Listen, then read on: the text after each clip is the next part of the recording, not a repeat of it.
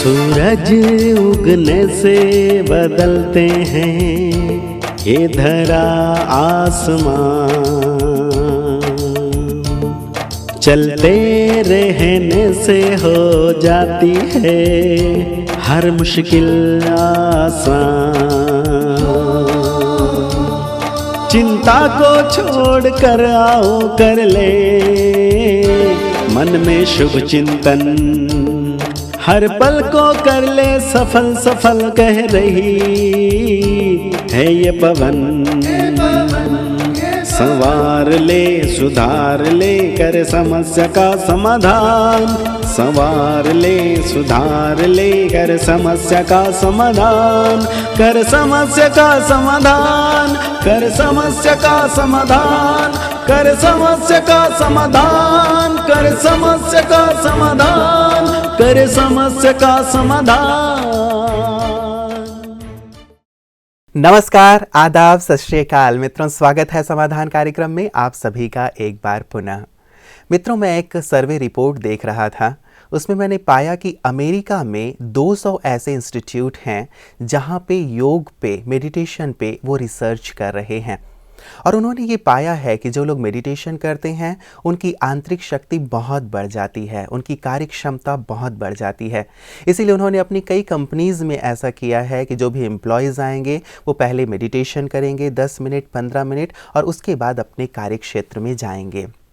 और इससे उन्होंने पाया कि बहुत ज़्यादा वर्क एफिशिएंसी बढ़ गई, लोगों के बीच लड़ाई झगड़े कम हो गए, उनके तनाव कम हो गए और जो आउटपुट आना था वो बहुत ज़्यादा आया। तो विदेशी लोग भी भारतीय मेडिटेशन को, योग को अपना रहे हैं। क्या हम भी मेडिटेशन को इतनी महत्ता दे रहे हैं अपने आज के जीवन में?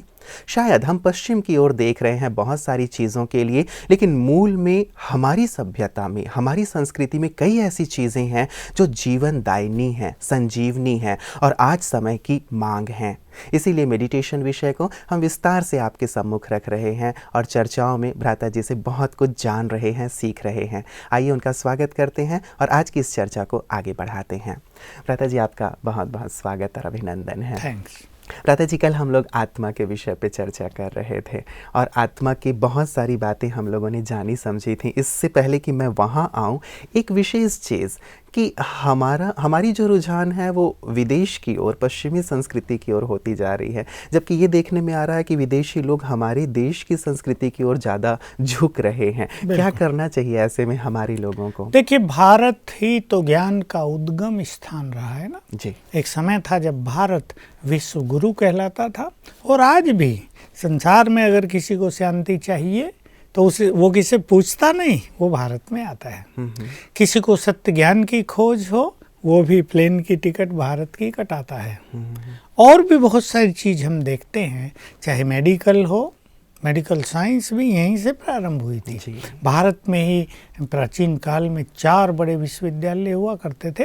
संसार के सारे लोग विद्यार्जन के लिए यहीं आया करते थे। चीनी यात्री भी तो यहाँ आए हुए थे भ्राता जी, बहुत कुछ सीखने जानने के लिए। तो वास्तव में भारत एक महान देश रहा है, लेकिन समय बदला, सब कुछ बदलता है। कभी कोई ऊपर है तो कभी कोई ऊपर है। तो भारत पश्चिमी देशों की ओर देखना प्रारंभ किया भारत वालों ने, और इसका कारण भारत में बढ़ी हुई गरीबी एक्चुअली। अब तो उससे बहुत बाहर निकल चुका है भारत, लेकिन 30-40 साल पहले भारत में ये सब नहीं था जो 30-40 साल के बाद अब हो गया। एजुकेशन उधर बहुत थी, इधर कम थी। अब वहाँ के लोग भारत में आ रहे हैं एजुकेशन के लिए। तो हमारा देश चाहे इकोनॉमिकली, चाहे एजुकेशन के फील्ड में, आईटी के फील्ड में, खेलों के फील्ड में, इंडस्ट्रीज के फील्ड में, एटॉमिक पावर के फील्ड में, मिलिट्री के फील्ड में बहुत आगे निकल गए हम। तो लेकिन फिर भी भारत वालों को दूसरों की ओर देखने की थोड़ी वो इच्छा होती है। वो भारत की ओर देख रहे हैं, हमारी कल्चर को महत्व दे रहे हैं। लेकिन ज्ञान तो यहीं से सबको मिलेगा। हमारे भाई बहनें जब ये ज्ञान लेकर बहुत सारे देशों में गए तो वास्तव में वहाँ के लोगों ने इसको बहुत वेलकम किया है। हर देश के बहुत सारे लोग राजयोग का अभ्यास कर रहे हैं।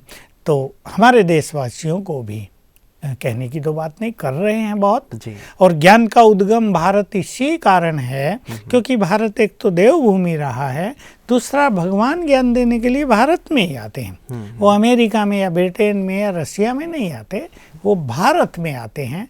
तो भारत ही जैसे तीर्थ हो गया सारे संसार के लिए, और वो दिन आ रहा है जब सारे संसार के लोग इस सत्य को स्वीकार करेंगे, भारत ही महान तीर्थ है। उसमें भी आबू जहाँ स्वयं भगवान ने आकर कार्य किया, वो तो सर्वोत्तम तीर्थ है। तो भारत वालों को तो इसका पहले फायदा उठाना ही चाहिए। मुझे तो मेरा भाव ही यही था भ्राता जी कि ठीक है, हम सीखते रहे हैं, हमारी संस्कृति ऐसी रही है जो बहुत ही विशाल हृदय रही है, जो भी यहाँ आया वो समा गया। तो हम सीखते तो सबसे रहे हैं और सीखना भी चाहिए। पश्चिम की ओर देखने से बस मेरा भाव इतना था कि हम अपनी जो मूल संस्कृति है, अपना मूल ज्ञान है, हमारा जो आध्यात्म है, मेडिटेशन है, ये मूल रूप से भारत की ही देन है पूरी दुनिया को। और इसमें ही मुझे लगता है कि पूरा जीवन समाया हुआ है, सार समाया हुआ है। तो यदि इस सार की ओर, इस बीज की ओर यदि हमारे लोग ध्यान दें तो शायद सब चीज़ें बहुत सरल और सहज हो जाएंगी। बिल्कुल ऐसा ही होगा और होने जा रहा है, तेजी से हो रहा है। सीखना तो हमें सबको सबसे है जी। विदेशों में कोई अच्छी चीज़ है, हम भारत वाले सीखते हैं, भारत में कोई अच्छी चीज़ है, वो लोग सीखते हैं। अब तो ये सारा विश्व काफ़ी जुड़ गया है, इलेक्ट्रॉनिक्स माध्यम ने संसार को बहुत छोटा कर दिया है। ये तो बहुत सुंदर बात है और मनुष्य को अच्छी चीज़ सीखने के लिए सदैव तत्पर रहना चाहिए। रशिया के कुछ लोग अच्छी चीज़ें सिखा रहे हैं, हम उनको वेलकम करते हैं, हमारे यहाँ भी आते हैं और उनसे बहुत अच्छी चीज़ें हमें मिलती हैं। लेकिन जहाँ तक ज्ञान और योग की बात है, मेडिटेशन की बात है, वो तो भारत की देन है और विदेशी लोग इसका भी सम्मान कर रहे हैं, सीख रहे हैं। जहाँ भी हमारे बहनें जाती हैं, उनके ऑर्गेनाइजेशंस में वो भाषण कराते हैं तो वो इसको बहुत लाइक करते हैं, दे वेलकम इट। तो ये भारत वालों के लिए भी गर्व की बात है। बिल्कुल। भ्राता जी, आए कल के मूल विषय पे। आत्मा की जो हमारी चर्चा चल रही थी, एक विशेष बात जो और कही जाती है आत्मा के विषय में भ्राता जी, कई लोग आत्मा को निर्लेप कहते हैं। मैं थोड़ा इस पे जरूर प्रकाश चाहूँगा, क्योंकि लोग ये कहते हैं कि आप जो भी करना हो करो, खाओ पियो, जो भी कर रहे हो, आत्मा तो लेप शेप से न्यारी है, मतलब उस पर कोई प्रभाव नहीं पड़ता है। तो जब इस तथ्य को मान के चलते हैं, मान्यता को मान के चलते हैं, तो शायद हम कहीं गलत रास्ते पे तो नहीं निकल जाते हैं। तो इसमें कहाँ तक सच्चाई है? देखिए, गीता में भी ये बात आ गई, आत्मा निर्लेप है। दर्शनों में भी ये बात आ गई, आत्मा निर्लेप है जी। और इसके मूल में अगर हम चलें तो एक गलत सिद्धांत रहा, और वो गलत सिद्धांत ये था कि सभी आचार्यों ने, मेडिकल साइंस ने भी बाद में और साइकोलॉजिस्ट ने भी ये मान लिया कि मन बुद्धि आत्मा से अलग हैं। फिलॉसफी में ये माना कि मन बुद्धि सूक्ष्म शरीर के अंग हैं, आत्मा इन सब से बिल्कुल अलग है, वो एवर प्योर है। लेकिन सोचने की बात ये है, अगर आत्मा निर्लेप है, कर्म का कोई इफेक्ट उस पर पड़ता ही नहीं, कर्म मन बुद्धि और कर्मेंद्रियों के ही विषय हैं, तो किसी को पापात्मा, किसी को पुण्य आत्मा, देवात्मा, धर्मात्मा, ये अलग अलग नाम क्यों दे दिए गए? जरूर आत्मा ने पाप किया है, जरूर आत्मा पापी बनी है, तब उसे पापात्मा कहा गया। उसने देवत्व को धारण किया गया तो उसको देवात्मा कहा, धर्म के काम किए तो धर्मात्मा कहा गया। तो वास्तव में जब भगवान ने आकर ये सत्य ज्ञान दिया कि मन बुद्धि संस्कार तीनों आत्मा के ही अंदर हैं, वो उसकी सूक्ष्म शक्तियां हैं, तब हमें ये स्पष्ट हो जाता है कि कोई भी कर्म करने से पहले हम मन में सोचते हैं जी। बुद्धि उसके लिए यस और नो कहती है, फिर हम करते हैं, संस्कार बनते हैं। तो ये तीनों चीज़ें आत्मा से ही रिलेटेड हो गई। आत्मा ही कर्म कर रही है, आत्मा ही फल पा रही है। कहने में भी आता है ना, लोग कहते थे मेरी आत्मा को न दुखाओ, मेरी आत्मा को शांति चाहिए, तो अशांत आत्मा हुई है। एक और बात पे हम विचार करें, अगर कर्म का संबंध आत्मा से होता ही ना, कुछ लोग ऐसा मानते हैं, देखिए देह है, अंदर सूक्ष्म शरीर है, उसमें बहुत सारी चीज़ें हैं, मन बुद्धि संस्कार हैं, आत्मा बिल्कुल अलग है, साक्षी भाव से इसमें बैठी है। जैसे बिजली अंदर रहती है, बाकी काम काज सारा बिजली का, पंखों के द्वारा, ट्यूब के द्वारा, ये सब जो साधन है इनके द्वारा होता है। अब सोचने की बात है, यदि आत्मा का कोई कनेक्शन, कोई संबंध कर्मों से है ही नहीं, जैसे मान लो हमने अपने कमरे में फैन चलाया हुआ, अच्छा इलेक्ट्रिक करंट है तब फैन चल रहा है, लेकिन अगर फैन नहीं चल रहा तो कोई लोग बिजली को दोष नहीं देते, पंखे में गड़बड़ हुई है। तो लोगों ने ऐसे ही मान लिया कि आत्मा तो बस है, उसकी केवल उपस्थिति है शरीर में, उसका कर्मों से, उसके फल से कुछ लेना देना नहीं। फिर क्यों कह रहे जैसा कर्म वैसा फल? फिर क्यों कह रहे आत्मा को उसके कर्मों के अनुसार पुनर्जन्म मिलेगा? क्यों मिलेगा जब आत्मा बिल्कुल साक्षी है, वो निर्लेप है, वो कुछ कर ही नहीं रही। फिर आत्मा को कर्मों ने बांधा क्यों जो वो मुक्ति चाहती है? तो इन सब बातों से सिद्ध है कि वास्तव में आत्मा ही कर्म कर रही है, उसको फल भी उसके द्वारा आत्मा को ही मिलता है।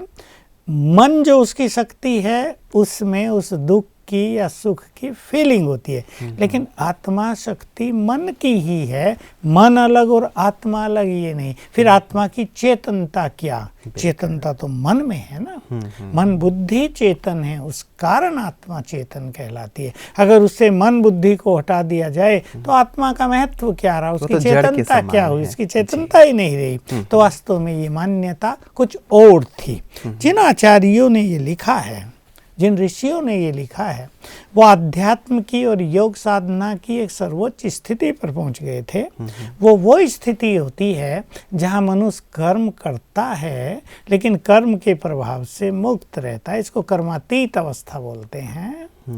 इस स्थिति में कर्मों का लेप छेप आत्मा पर नहीं पड़ता, जैसे कि आत्मा निर्लिप्त हो जाती है, detach, completely detach, no effect. इस स्थिति को उन्होंने निर्लेप कह दिया था।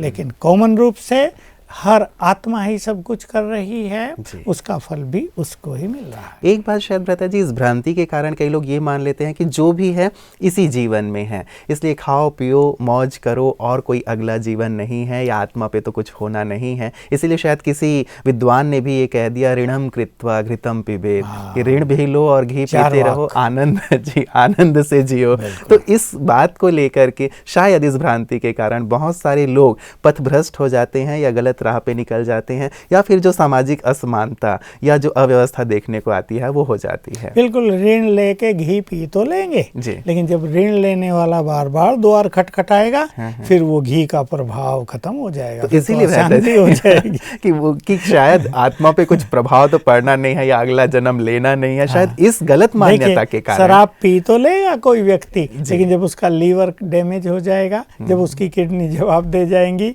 जब वो घर में आके झगड़े करेगा, मारपीट करेगा और उसको घर से निकाल दिया जाएगा, तब मन उसको पता चलेगा कि शराब का असर तो हो गया, लेप छेप तो लग गया जीवन पर। तो वास्तव में ये सिद्धांत कुछ भ्रमित हो गए थे।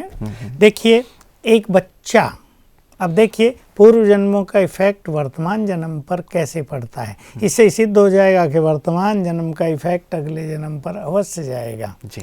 अभी अभी मुझे बच्चे मिल रहे थे, 3 बच्चों को माताएं लेकर आई। एक लड़की बहुत खुश, कहा इसके सिर पे हाथ रख दो। अरे मैंने कहा तो है ही खुश, इसके सिर पे हाथ क्या रखना। 2 बच्चे, एक 5 साल का होगा, एक 6 साल का होगा। दोनों बड़े गरम, क्रोध में, चिड़चिड़ेपन में, चेहरों पे रौनक ही नहीं। बच्चों के चेहरों पे तो रौनक रहती है ना, रौनक ही नहीं। मैंने पूछा क्या है इनको? कहा ये बच्चे तो बिल्कुल सारा दिन परेशान रहते हैं बिना कारण। अच्छा भोजन दे दो, खा के परेशान, अच्छी चीज़ें, खिलौने आदि जो बच्चों के होते हैं, अच्छी साइकिल आदि, तो भी परेशान। पढ़ने भेज रहे हैं, नहीं जाएंगे हम, पढ़ेंगे नहीं हम, किताबें फाड़ के फेंक रहे हैं, माँ को मार पीट रहे हैं, बाप को लात मार रहे हैं। अब बच्चे हैं, बाप माँ क्या करेंगे? देखिए ये सब पूर्व जन्म से लाए हुए संस्कार ही तो हैं। अभी उन्होंने सीखा कहाँ? वो लड़की बहुत खुश और ये दोनों लड़के बहुत दुखी। अब 5-6 साल में ही वो दुखी और परेशान और अशांत, उनके जीवन में कोई रौनक नहीं। तो हुआ क्या अभी? ये सब पूर्व जन्म से लाए हैं ना। एक व्यक्ति जन्म ले रहा है, जैसे आजकल केस देखने में आ रहे हैं, 3 दिन के बच्चे को ही हो गया पीलिया, जॉइंडिस। 3 दिन से, और अब 3 साल का हो गया, खून बदला जा रहा है हर वीक। पहले मास में बदला जाता था, फिर 15 दिन में बदला जाता था, अब हर वीक बदल रहा। अब वो 3 साल का बच्चा ने क्या किया भाई? माँ बाप का भी बिल्कुल स्ट्रॉन्ग, कोई कहे माँ बाप से आ गए, उनको जॉइंडिस है ही नहीं। बच्चों को देखते हैं, अभी 6 साल की लड़की हुई है तो डायबिटिक है वो। एक का तो ऐसा समाचार मिला 6 मास का बच्चा डायबिटिक। तो ये सब क्यों हो रहा है? क्या वो लोग इसका उत्तर दे सकते हैं जो कहते हैं बस यही जीवन है, आगे पीछे का कुछ नहीं? पूर्व जन्म से मनुष्य सब कुछ ला रहा है, ये हम अपनी आंखों से देख रहे हैं। किसी का जन्म साहूकार के घर में हुआ, आते ही सुखद पालनों में पालना हो रही है।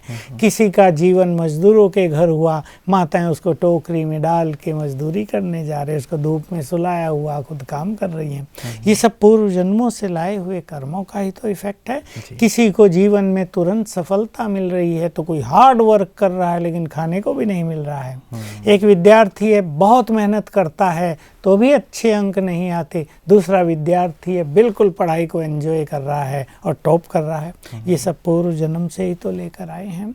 तो वास्तव में एक जन्म दूसरे से, दूसरा तीसरे से, तीसरा चौथे से, ये श्रृंखला बनी हुई है। कोई भी जन्म अकेला नहीं है। बिल्कुल भ्राता जी, वैसे ये बहुत सुंदर बात है और बहुत तार्किक भी है जो बात आपने रखी है कि आज जो भी सिचुएशन देखने में आ रही हैं, बच्चों को हम देख लेते हैं, अलग अलग बौद्धिक स्तर के हैं, कोई गरीब है, कोई अमीर घर में है, तो इससे लगता है कि ज़रूर पिछले जन्मों से लेके आ रहे हैं। कई लोग पुनर्जन्म को नहीं मानते, खैर एक अलग विषय है, लेकिन इस पे हम चर्चा बाद में करेंगे। एक सुंदर बात जहाँ पे हम कल थे भ्राता जी, आप परम धाम के बारे में, जो आत्माओं का घर है, वहाँ के बारे में चर्चा कर रहे थे कि मूल रूप से हम वहाँ के रहने वाले हैं। वहाँ के बारे में थोड़ी चर्चा और करें ताकि वहाँ से शुरुआत करें। वो स्वीट साइलेंस होम है, जहाँ की साइलेंस बहुत स्वीट है। कोई कहे वो कितना ऊपर है, इन्फिनिटी। और वो ईयर जो नापते हैं ना, प्रकाश वर्ष, तो उसको नापा तोला नहीं जा सकता। पर आत्मा वहाँ से क्षण भर में नीचे आ जाती है।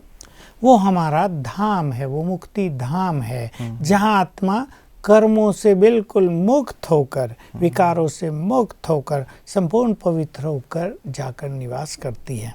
तो हम चर्चा कर रहे थे, वहाँ से हम आए थे, अब लगभग सभी आत्माएं वहाँ से आने को हैं। जो थोड़ी बहुत बची वो भी 1-2 साल में सभी उतर जाएंगी।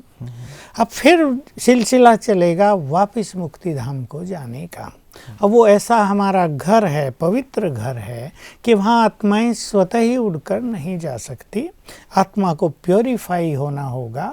आत्मा में जो लाइट पहले थी, जो बुझ गई है, जो बिल्कुल डिम हो गई है, उसको फिर से एनलाइटेंड करना होगा। इसके लिए आते हैं स्वयं भगवान।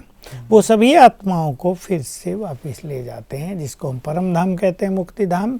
तो वास्तव में वो हमारा घर है। इसमें एक बात मैं और जोड़ देना चाहता हूँ जी। हमने आत्मा के ज्ञान की चर्चा की।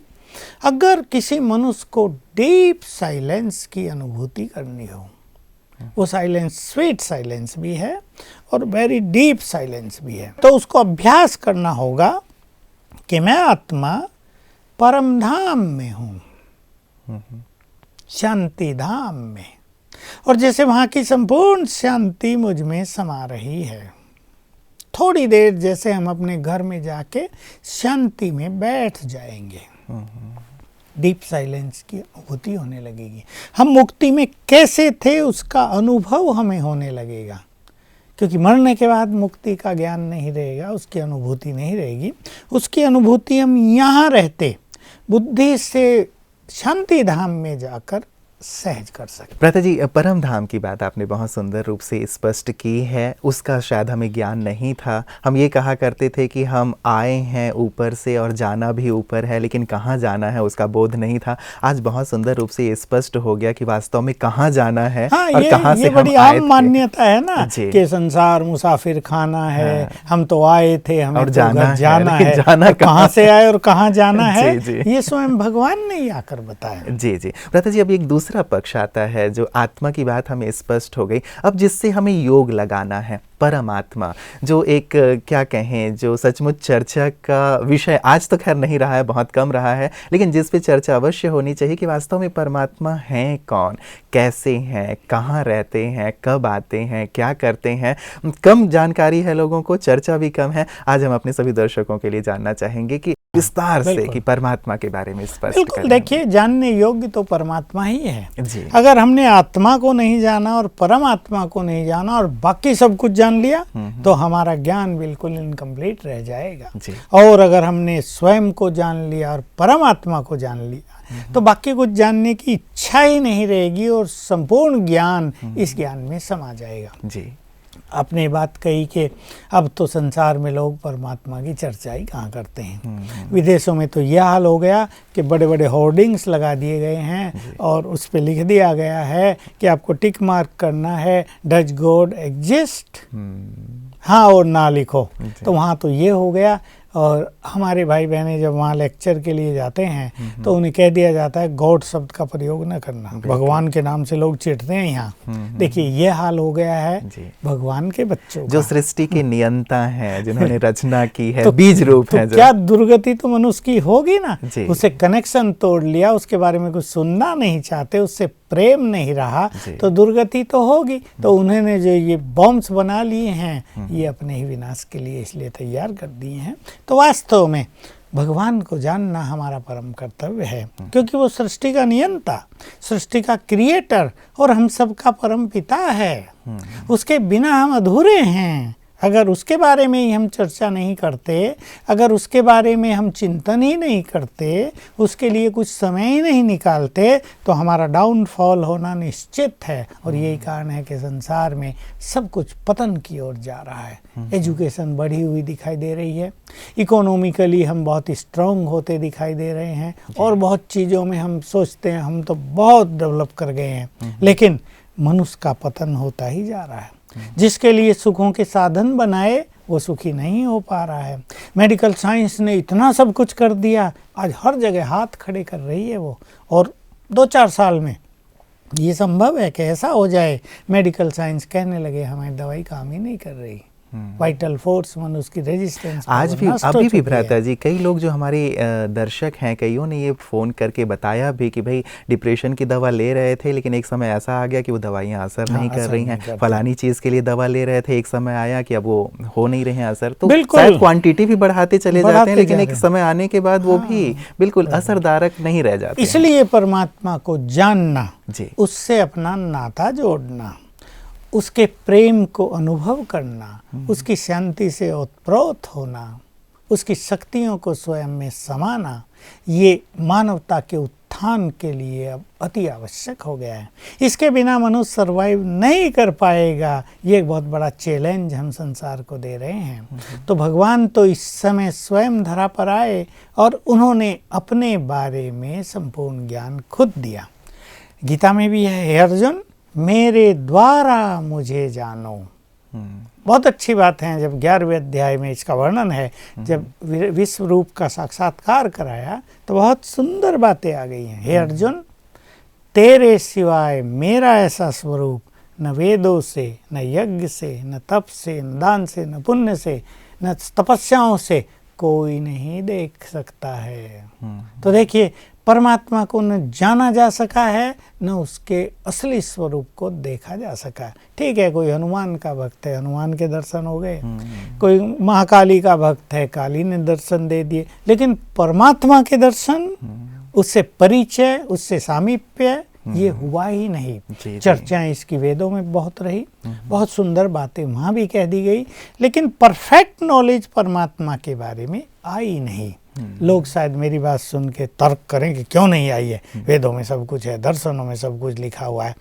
अगर मनुष्य को परमात्मा के बारे में संपूर्ण ज्ञान होता तो उसका उससे नाता होता, वो उसे पुकारता क्यों?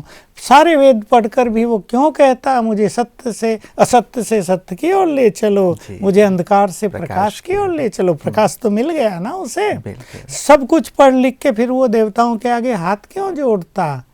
तो संपूर्ण ज्ञान का अभाव रहा। और पतन भी तो हुआ है भ्राता जी। पतन यदि हो रहा है लगातार, यदि दुख दर्द तकलीफें बढ़ती चली जा रही हैं, तो निश्चित रूप से लगता है कि शायद उससे हम सही रूप से कनेक्ट नहीं जुड़े नहीं हैं, कुछ इनकम्प्लीट है। जी। चाहे मेडिकल साइंस की बात, और मेडिकल साइंस रोगों का उपचार नहीं कर रही तो इट इज इनकम्प्लीट। तो भगवान के बारे में कोई कुछ जान नहीं पाया। आखिर मनुष्य ने उसकी खोज छोड़ दी। आज तो ये हो गया, अब जाओ, मैं तो गया हूँ आचार्यों के पास, अपने महामंडलेश्वरों के पास, तो ये सब चर्चाएं नहीं हैं। शिष्य बनाना, प्रचार कर देना, उपदेश दे देना, भोग भेंट स्वीकार कर लेना, बस यही धर्म रह गया। मंदिर बना दिए, लोग आ रहे, पूजा पाठ हो रही, धन पैसा आ रहा है, आजीविका चल रही, दैट्स ऑल। लेकिन जब तक भगवान को नहीं जाना और उससे अपना नाता नहीं जोड़ा, तब तक मनुष्य का कल्याण नहीं होगा। तो मैं कह रहा था कि स्वयं भगवान ने आकर बताया मैं कौन हूँ। तो उनके शब्दों में ही, उनके ज्ञान के आधार से ही मैं ये संक्षिप्त जानकारी सभी को देना चाहता हूँ। जी। जैसे आत्मा अति सूक्ष्म प्रकाश स्वरूप है, उसको देखा नहीं जा सकता, वो भी निराकार है। वैसे ही आत्माओं का परम पिता भी, देखिए उसके लिए शब्द ही है परम आत्मा, परम प्लस आत्मा। आत्माओं में जो परम है, जो सुप्रीम है, तो जो स्वरूप आत्मा का है वही परमात्मा का अति सूक्ष्म, सूक्ष्म अति सूक्ष्म ज्योति। लेकिन दोनों के प्रकाश में अंतर है, दोनों से जो चारों ओर एनर्जी फैलती है उसमें अंतर है। आत्मा शक्ति स्वरूप है तो परमात्मा सर्वशक्तिवान है, लेकिन स्वरूप दोनों का समान है। रही बात धाम की, सब ऊपर को इशारा करते ही हैं। तो जो आत्माओं का धाम है, परम धाम, जिसकी हमने चर्चा की, जो ब्रह्मलोक है, उसमें सबसे ऊपर परमात्मा का निवास है, जो महाज्योति है, निराकार है। नाम उसका कल्याणकारी होने के कारण शिव है। यहाँ कई लोग कंफ्यूज होते हैं क्योंकि महादेव के रूप में शिव को दिखाया गया, उनकी यादगारें हैं। तो यहाँ हम स्पष्ट कर दें कि एक है निराकार परमात्मा जिसका नाम शिव है, और दूसरे हैं महादेव शंकर, वो एक देवता है, देवों के देव, वो अलग चीज है। जिस परमात्मा की चर्चा हम कर रहे हैं वो निराकार, सूक्ष्म अति सूक्ष्म, और इम्पोर्टेंट बात ये कि उसको देह नहीं है, वो पुनर्जन्म मरण में नहीं आता। जो भी देहधारी है, चाहे वो देवता हैं, चाहे वो गुरु हैं, चाहे मनुष्य हैं, इसमें किसी को बुरा लगने की बात नहीं।